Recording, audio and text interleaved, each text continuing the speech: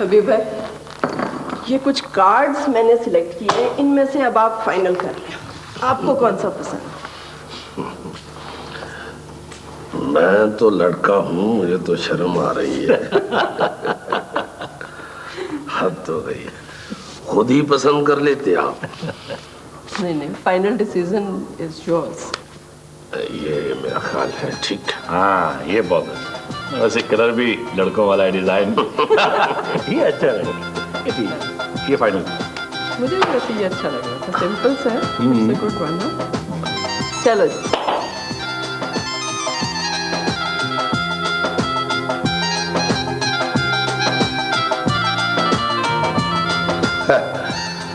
वैसे एक बात है, हम सियासतदान अपनी सियासी पार्टियां नहीं बदलते जितनी तुम लोग शादियां करते हो। हाँ?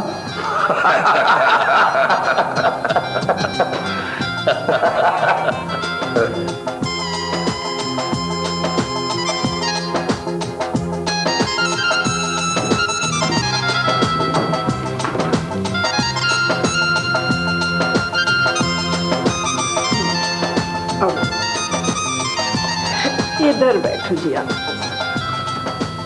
आइए। अब बैठी ना, बैठी। हबीब भाई बैठे ना। भाई फोटोग्राफर कहाँ है? जी जरा 2-3 तस्वीरें तो अच्छी तरह से उतार ली, इधर से पास है।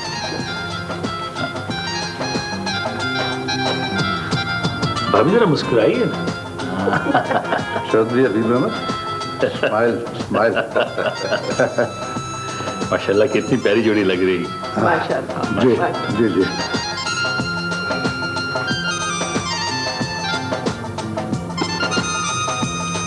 एक अच्छी सी जरा। हाँ जी।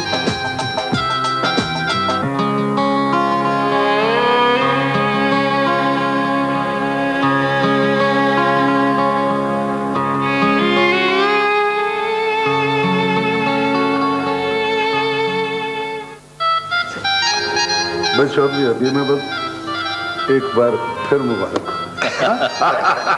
चलिए आइए। जी आइए।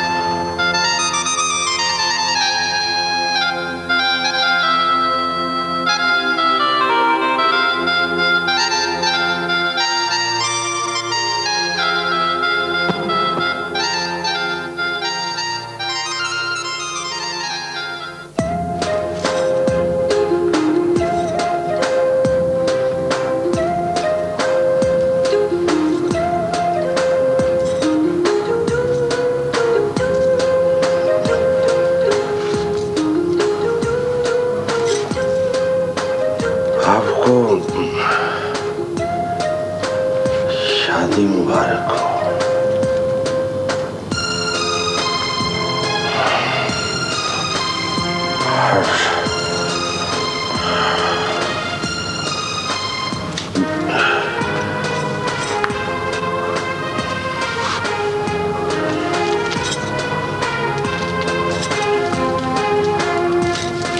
आप कुछ बोलेंगी या इसी तरह गुस्से में बैठी रहेंगी? आपका तो अपना कोई घर भी नहीं है। अरे अरे मैं तो शर्म से पानी पानी हो गई जब एक देवरानी ने अपनी जेठानी को अपनी कार पे से उतारा। चाहे रहने दे, मैं नहीं करती आपसे बात।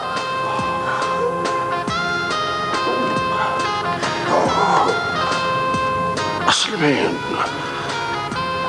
तहसीब का शौक था कि जेठ की शादी उसके घर में हो। मैंने तो उसका शौक पूरा किया है। इससे तो बेहतर था आप बारात अपने घर ले जाते। सौतन मुझे देखकर चलती तो मेरे सीने में ठंड पड़ती। मैंने आपसे कह दिया ना मैं यहाँ नहीं रहूंगी। मैं कब चाहता हूँ आप यहाँ रहे। तो फिर मैं कहाँ रहूंगी? अरे मेरी किस्मत में तो घर ही नहीं है।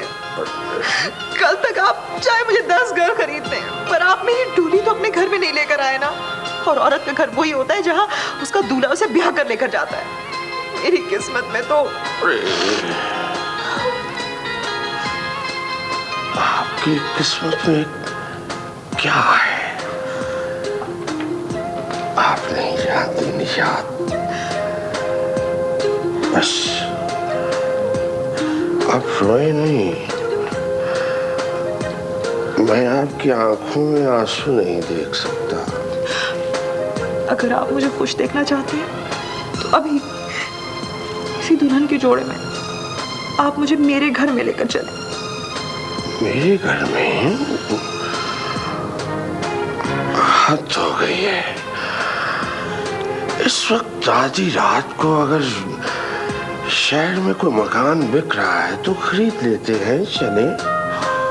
मकान की खरीदो फरोख्त से भला वक्त का क्या ताल्लुक है?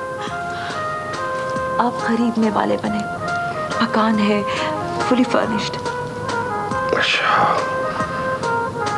कहाँ है? डिफेंस में 2 केनाल पे बहुत खूबसूरत घर है। और कीमत? कीमत 1.40 तक होगी। कौन बेच रहा है? मेरी सहेली का भाई है कॉन्ट्रैक्टर। मगर इस वक्त तो वो शरीफ आदमी भी सो चुका होगा। आप बयाना देने वाले बने, उसे जागने में देर नहीं लगेगी। सिर्फ 1.40 की वजह से आपकी आंखों में आंसू? हद हो गई है। कितनी जल्दी आंखें बदल लेते हो तुम। दुख देने वाली बातें ना करो। मेरे निसा की जगह कोई और नहीं दे सकता। एक वादा करोगे? कहो। तुम्हारी जिंदगी में कोई औरत नहीं आएगी, सिर्फ एक औरत रहेगी।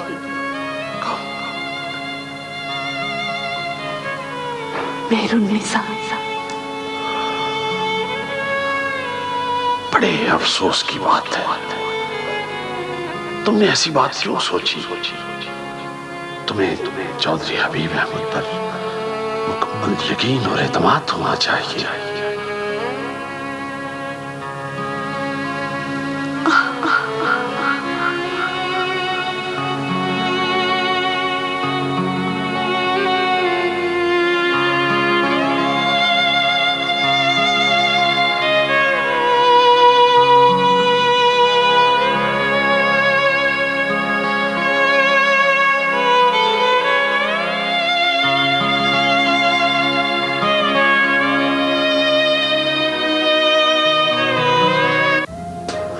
हो गई है। ये आंसू मकान के लिए नहीं है। दुल्हन की इज्जत तो इसी में होती है कि वो ब्याह के अपने दूल्हे के घर पे जाए। और आपके लिए इतने पैसों की क्या अहमियत है? मैं समझी थी आप फौरन बयाना दे देंगे।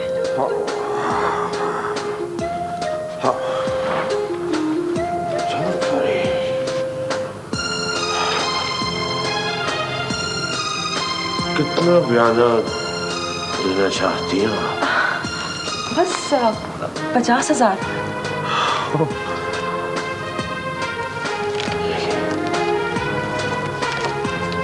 आपको नया मकान मुबारक हो। मुझे नए मकान की मुबारक क्यों दे रहे हैं आप?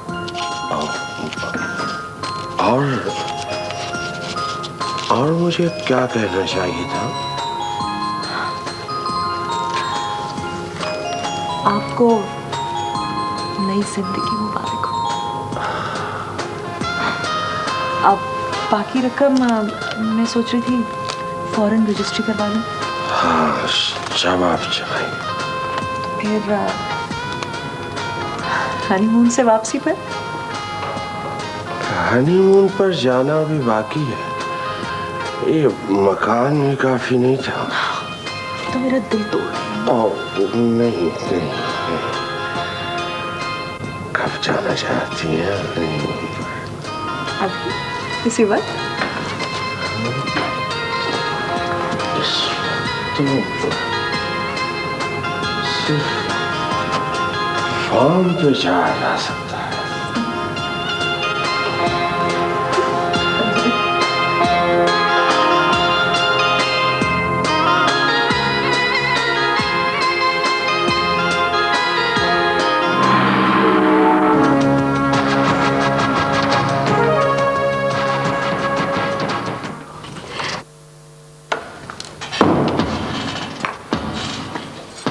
सबीन बहुत गुस्से में है। आज आप अकेली आई हैं? कहाँ है मेरा फायर ब्रांड इनकलाबी दोस्त? यही तो मैं आप लोगों को बताने आई हूँ कि आप लोग अच्छे दोस्त हो कि जिनको कुछ पता ही नहीं कि क्या से क्या हो चुके। क्या बात है, खैरियत तो है? जुनैद, आज तीसरा दिन है और हमराज का कहीं पता नहीं है। क्या मतलब, ये क्या कह रही हो तुम? निम्रा, मुझे पूरा यकीन है कि हमराज के पापा हबीब अहमद ने अपने बेटे को सबक सिखाने के लिए कहीं कैद कर दिया है। ऐसा कैसे हो सकता है? कोई बाप अपने बेटे के खिलाफ इस हद तक कैसे जा सकता है? निम्रा, बिल्कुल जा सकता है। जो शख्स अपनी बेटी की उम्र की लड़की और उसकी सहेली से शादी कर सकता है, वो अपने बेटे के खिलाफ कुछ भी कर सकता है। लेकिन हमराज ने ऐसा क्या जुर्म किया? जुनैद, हमराज का जुर्म ये है कि वो एक जागीरदार की प्राइवेट जेल का सुराग लगाकर वहाँ के बेगुनाह कैदियों को रिहा कराना चाहता था। ये तो पता है मुझे। जुनैद, पहले मेरी बात तो सुनो। मैं और हमराज आंटी शहजाद से मिलने के लिए गए थे। बस अंकल हबीब को ये बात बिल्कुल भी पसंद नहीं आई। उन्होंने हमराज को धमकी भी दी कि अगर वो दोबारा आंटी शहजाद से मिलने के लिए गया तो उसको भी एक कैदी बनकर निजी जेल में जिंदगी गुजारना पड़ेगी। इस बात से ये साबित होता है कि शहजाद चौधरी अहमद के बारे में बहुत कुछ जानती है, इसीलिए तो वो शहजाद से खाइफ है। ये शहजाद कौन है? शहजाद एक पागल औरत है। तुम उसको छोड़ो। तुम ये बताओ कि हम हमराज को कैसे तलाश करेंगे। और मैं चाहती हूँ कि मैं हमराज के पापा के खिलाफ पर्चा कटवाऊँ। कौन कराएगा पर्चा? मैं अपने नाम से पर्चा दर्ज करवाना चाहती हूँ। चौधरी अहमद कहाँ है? वो हनीमून मना रहा है।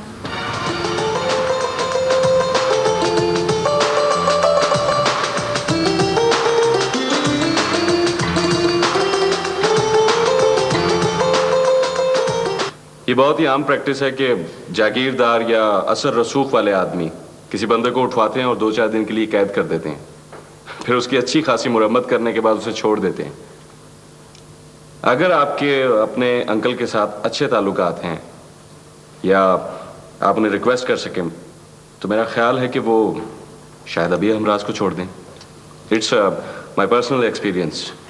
हाँ, वैसे भी जो शख्स हनीमून पर गया हो वो खुशी में कुछ भी कर सकता है, राइट? आप मोबाइल का नंबर मिलाएं। लेकिन मैं अपने अंकल से बात नहीं करना चाहती। मैं अम्मी से फ़ोन करवाऊंगी या फिर डैडी से बात करूंगी। सबीन, ये गलती ना करना। तुम अपने अंकल से खुद बात करो और नंबर है तो अभी डायल करो। अगर मैंने फैसला कर लिया है तो मैं फ़ोन भी कर लूंगी। लेकिन ये हमराज किधर है? पता नहीं किस हाल में होगा। मेरा तो सोच सोच कर दिमाग की रगें भी थक गई हैं। देखें, आप जिद ना करें प्लीज, आप नंबर मिलाएं। ताकि हमें पता चले कि क्या सूरत हाल बनती है, वो उसे छोड़ता है या नहीं, या हमें क्या करना चाहिए। प्लीज आप डायल करेंगे।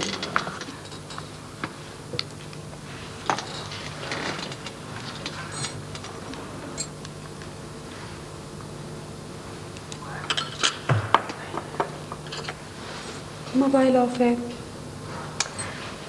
जुनैद, कितने अक्लमंद हो तुम। भला जो शख्स अपने हनीमून पर गया हुआ है वो अपना मोबाइल ऑन रखेगा क्या? कमाल है, उसकी जान पे बनी हुई और तुम्हें मजाक सूझ रहा है। अगर हमराज को कुछ हो गया तो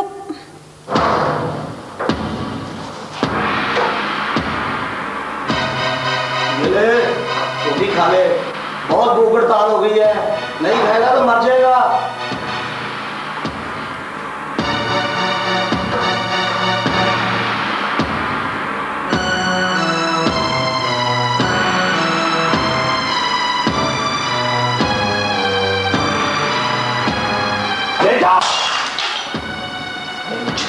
तुम लोगों की भीख।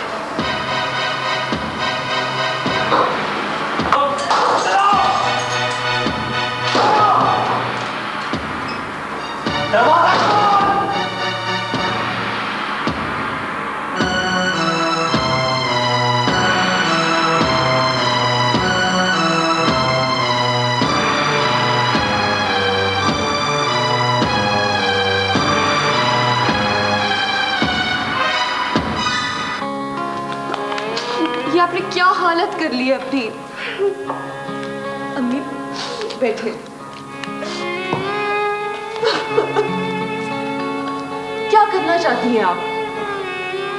इस तरह से दीवारों से तस्वीरें उतार कर तोड़ने और सर दीवार पर मारने से तो कुछ नहीं होने वाला। तो फिर तुम ही मुझे बताओ, मैं क्या करूं?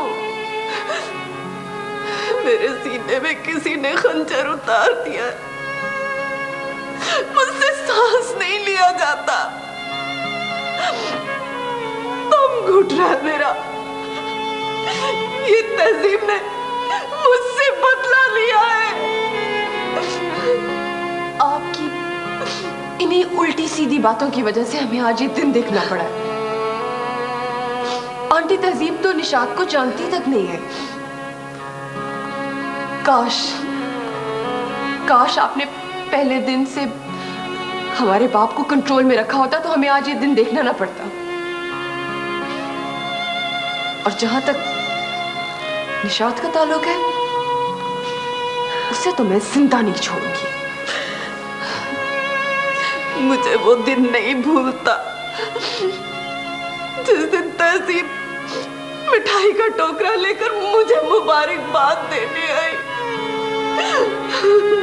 जानती थी मैं निशात को, बहुत शौक था उसे बड़ी बड़ी गाड़ियों में फिरने का और बड़े बड़े बंगलों में रहने का। मैं ही नहीं समझ पाई उसे।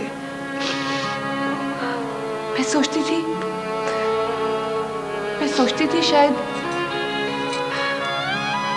इस बड़े घर की बहू बनकर वो बदल जाए, लेकिन हमराज ये शादी कर लेता, लेकिन तहसीब ने ये भी नहीं होने दिया।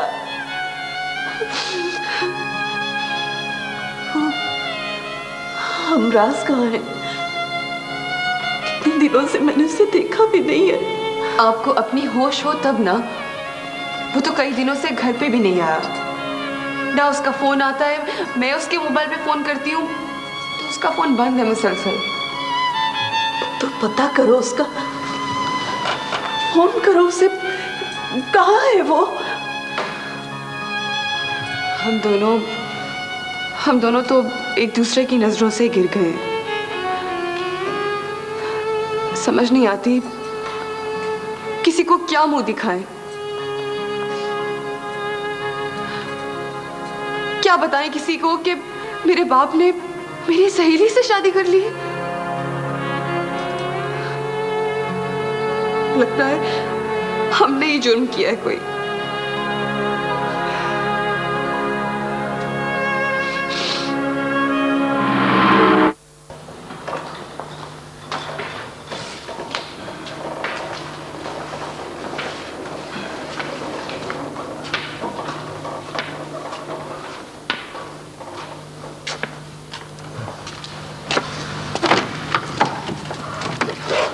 अस्सलाम वालेकुम। अस्सलाम वालेकुम बाबू। वालेकुम अस्सलाम। आओ आओ बेटा, मैं तुम्हारा ही इंतजार कर रहा था कि आंख लग गई। आओ आओ आओ।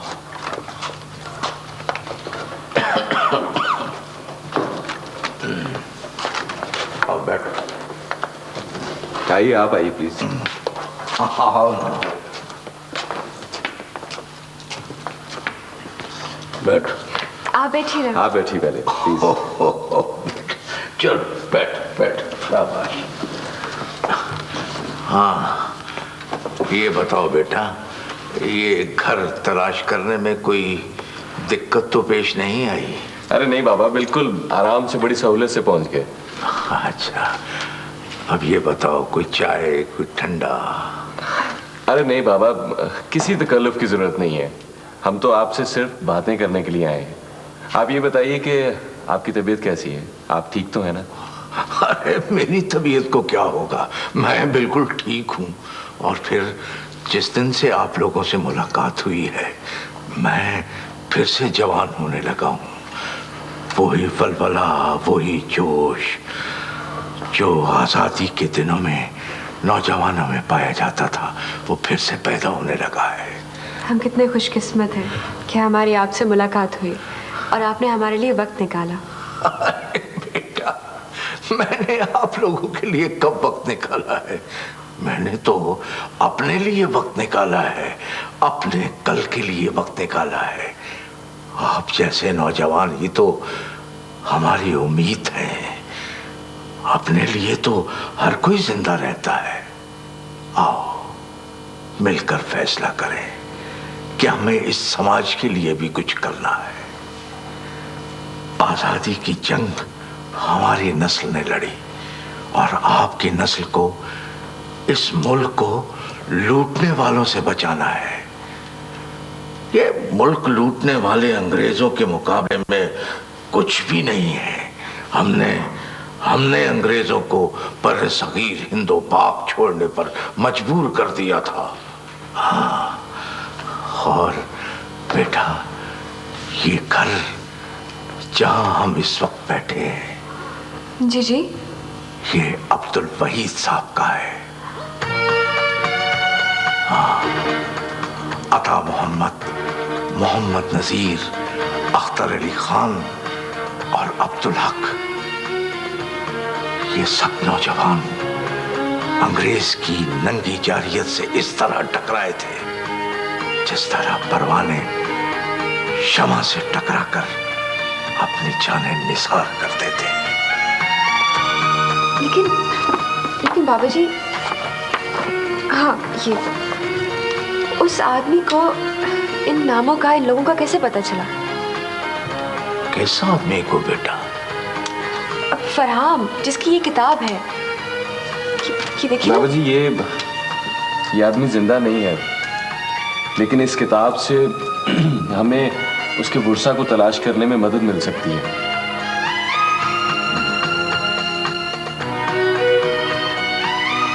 बेटा,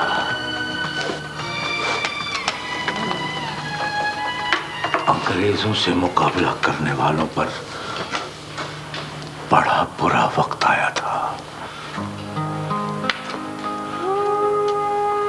अंग्रेज के गुलामों ने आजादी के परवानों को गिन गिन कर और चुन चुन कर मार दिया था।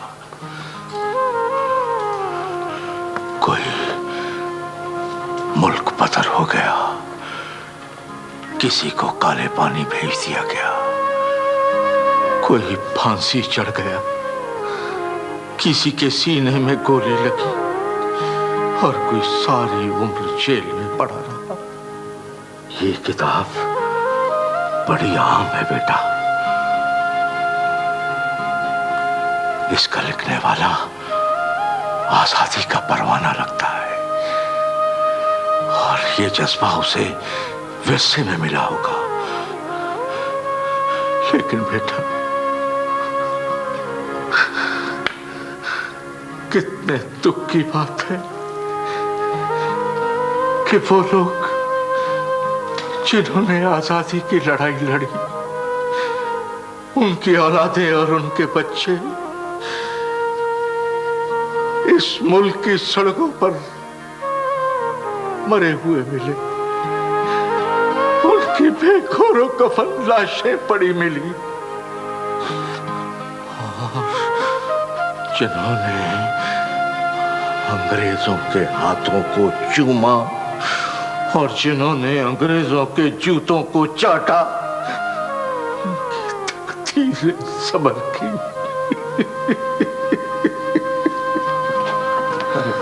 बाबा आइए आप प्लीज। अब तशरीफ रखिए। आइए। जिन्होंने आजादी की लड़ाई लड़ी, आप बैठिए यहाँ पे प्लीज। कब्र सड़कों पर पड़े।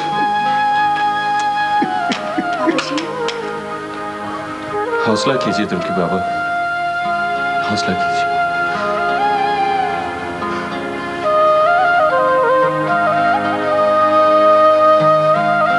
गमगीन भी नहीं होता। भूख से मरते हुए इंसानी बच्चे के सामने हमारे गम की कोई हैसियत नहीं है। हमें अपनी जात से बुलंद होकर सोचना होगा। मैं सोचती हूँ कि जिस शख्स के बारे में लोग जानते हो कि वो मर चुका है, उसे जिंदा नहीं होना चाहिए। तुम्हारी जिंदगी और मौत में क्या फर्क है? मरने के बाद लोग कब्र में पड़े होते हैं और तुम कमरे में बंद हो। तुम घर से बाहर सिर्फ इसलिए नहीं निकलते कि लोग तुम्हें पहचान न जाए।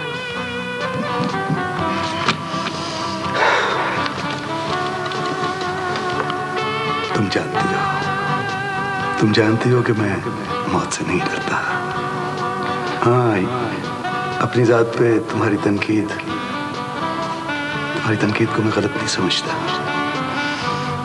बाज़ औक़ात तुम बहुत सख्त अल्फाज इस्तेमाल करती हो, लेकिन मुझे बुरा नहीं लगता। ये तुम्हारी बेचैनी और बेजारी बेईमानी नहीं है, लेकिन हमें अपनी खुशियों और गमों से बालातर होकर सोचना चाहिए। हमारी जिंदगी का सबसे बड़ा और सबसे आला मकसद ये होना चाहिए कि हम दूसरों के लिए जिंदा रहें। मैं तुम्हारी बातें सुन सुनकर अब थक चुकी हूँ। ये किताब ये जिसे लिखते हुए तुम्हें बरसों हो गए, कब खत्म होगी? तुम्हारे कौलो फिल्म में बहुत तजाद है।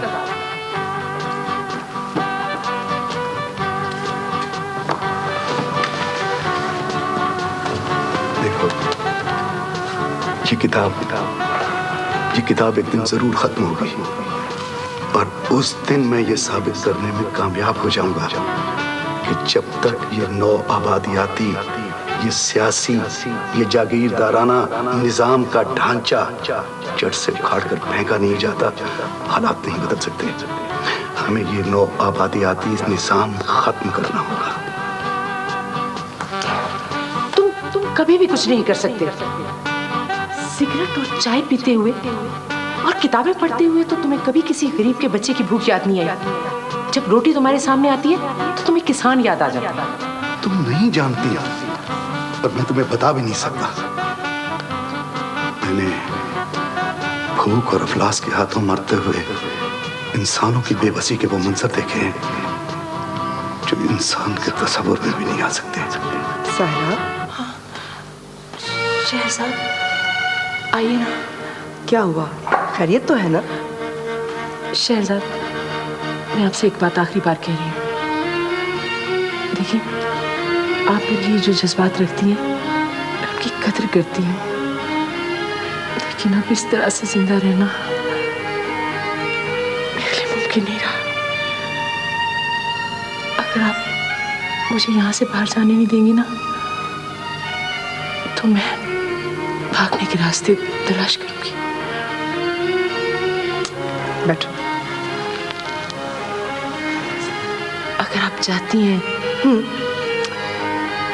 मैं चाहती हूँ कि तुम्हें आजाद कर दूं, लेकिन मुझसे एक वादा करो, मेरे पास वापस आओगी, मुझे धोखा नहीं दोगी। मैं वादा करती हूँ। ठीक है। सायरा, पता नहीं तुम्हारी आंखों में कोई ऐसी चीज है जो मुझे मजबूर करती है कि मैं तुम्हें आजाद ना करूं, कैद में रखूं। आप जिस तरह से मेरा एहसास करती हैं, ये बात सारी जिंदगी नहीं भुला सकूंगी। ठीक है, मैं ताजी से कहती हूँ तुम्हारे लिए गाड़ी और ड्राइवर का बंदोबस्त कर दे। तुम्हारा जब जी चाहे, जहां जी चाहे तुम जा सकती हो।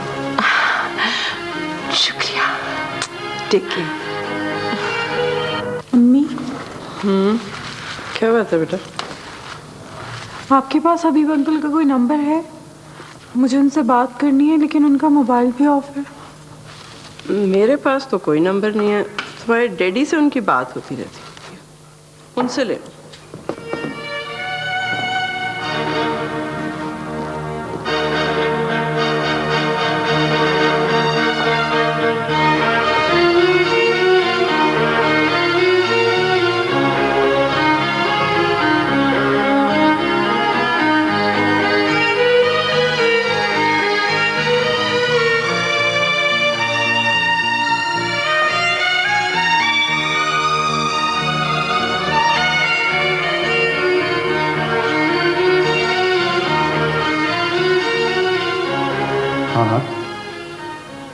नहीं, मुलाकात हुई थी मेरी। नहीं, इस्लामाबाद में हो जाएगा इंशाल्लाह।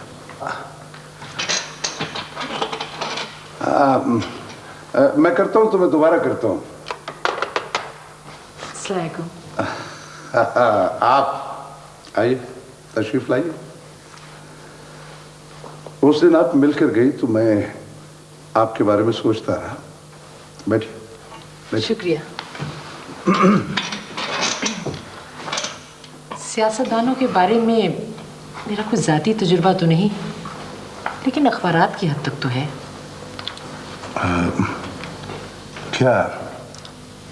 क्या कहना चाहती हैं आप?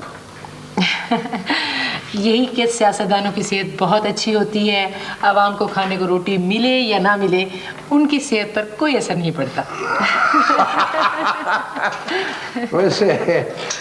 वैसे आप भी कम सियासतदान नहीं, और सेहत आपकी भी माशाल्लाह काफ़ी अच्छी है। लेकिन पहले एक बात, उस दिन मैं भूल गया था और बाद में मुझे उसका बड़ा अफसोस हुआ कि मैंने आपका कॉन्टैक्ट नंबर तो लिया ही नहीं। मेरा ख्याल है कि इसकी कोई ज़रूरत नहीं, और अगर ज़रूरत हुई तो फिर मुलाकात हो जाएगी। प्लीज़ आप अपना फ़ोन नंबर तो लिखवाएं ना। असल में मैं आजकल घर पर होती नहीं हूँ, और वैसे भी घर में फ़ोन है भी नहीं। हाँ, मेरी नेबर का फ़ोन नंबर है, लेकिन वो भी सब याद नहीं आ रहा। आपका नाम? साहिरा। आप वैसे लगती भी साहिरा ही है।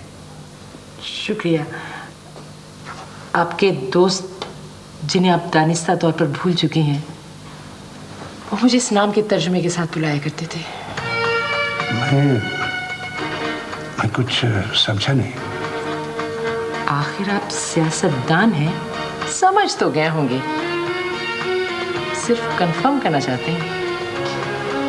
देखिए बीबी, आपने बहुत बड़ा इल्ज़ाम अभी अभी मुझ पर लगाया है कि मैं अपने दोस्त को दानिस्ता भूल चुका हूँ। मेरा ख्याल है कि मैंने सही कहा है। देखिए, मैं एक मसरूफ आदमी हूँ। सुबह आँख खुलने से लेकर नींद आने तक सिर्फ सियासत करता हूँ, और बहुत पुरानी बातें मैं भूल चुका हूँ।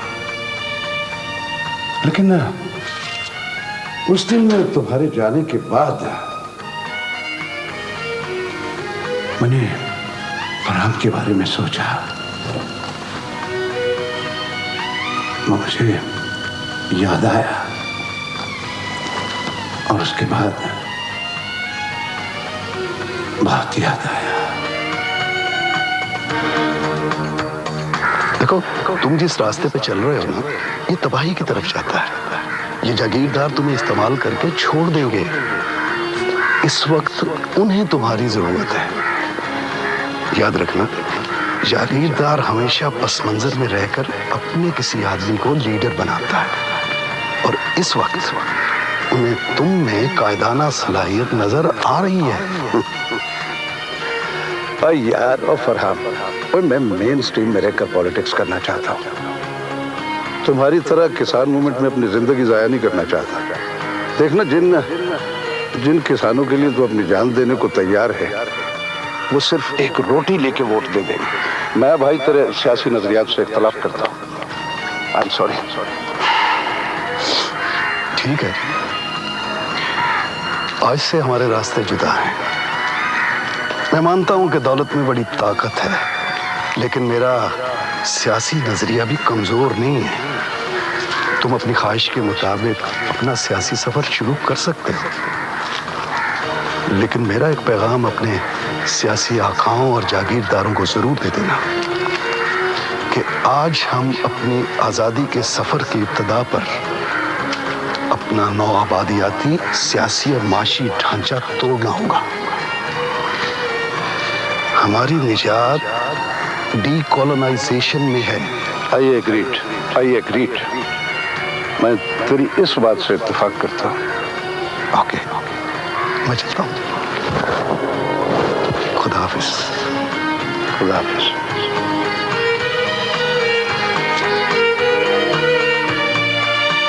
के सफर पर बहुत दूर चले गए थे।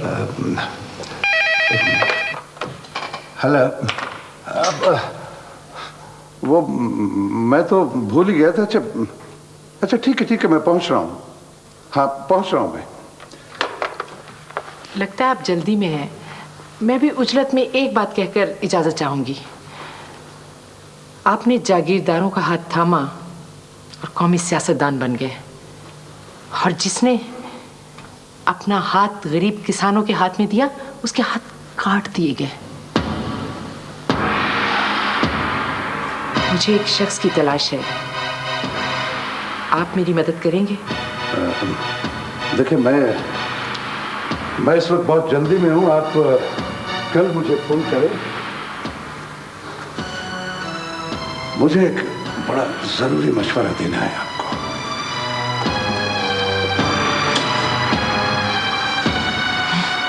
मशवरा?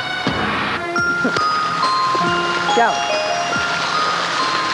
पता है, मुझे शुरू में लोगों ने बहुत डराया था।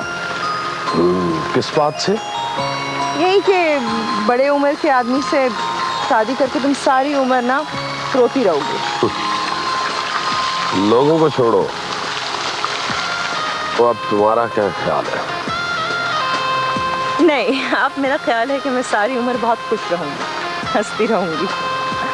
वैसे वाकई मैं समझती थी कि आप मेरे साथ चल नहीं सकेंगे। दौड़ लगानी है? कहाँ दौड़ सकेंगे आप मेरे साथ? मुझे आपकी बेगम मुझे बिल्कुल नहीं पसंद। उनका नाम कम से कम नेहरू निसा नहीं होना चाहिए था। और आपके बच्चे तो बिल्कुल आप जैसे नहीं हैं। कम से कम आपके बेटे को आप जैसा होना चाहिए था, टॉल एंड हैंडसम। इसीलिए तो शादी की है। सिर्फ इसीलिए?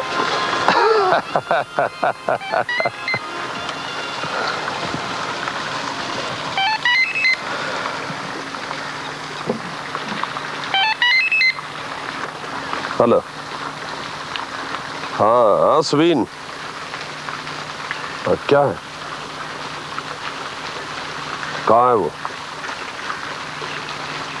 अच्छा, मैं पता करता हूँ। तुम फिक्र नहीं करो, मैं तुम्हें फोन करता हूँ।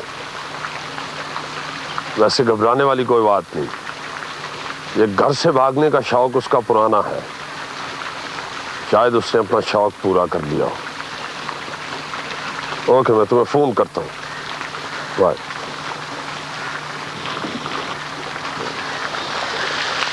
जी, लगाएं दौड़? चले। चलो इधर को।